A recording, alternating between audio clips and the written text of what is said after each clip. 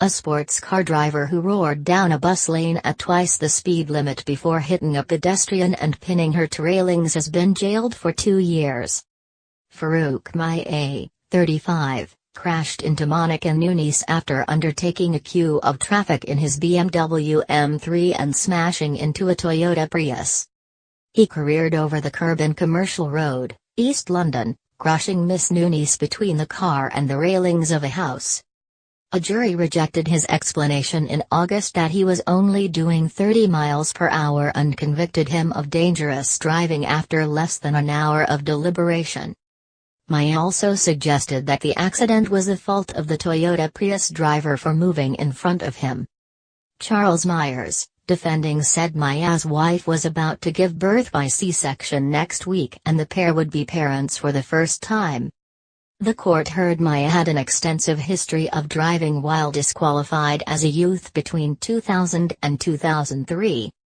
Judge Nicholas Sanders told him, "The factors that make this more serious is that your speed of 61 miles per hour was excessive in an area subject to a 30 miles per hour speed limit. It was carried out in the immediate vicinity of a pedestrian crossing and a junction. You quite clearly breached the highway code. It was obviously a deliberate decision on your part in completely disregarding the other road users.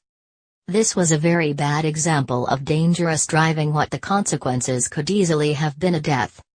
The harm caused to Miss Nunes was not only serious at the time but the effects afterwards. She also has the worry of future complications. The mitigating factors in your case is the fact you were badly injured in the accident and that has had a significant effect on your life and will continue to do so for the long term." Several bystanders photographed the aftermath, with footage also captured of a pedestrian holding the hand of Nunes through the railings as she waited for emergency services to arrive.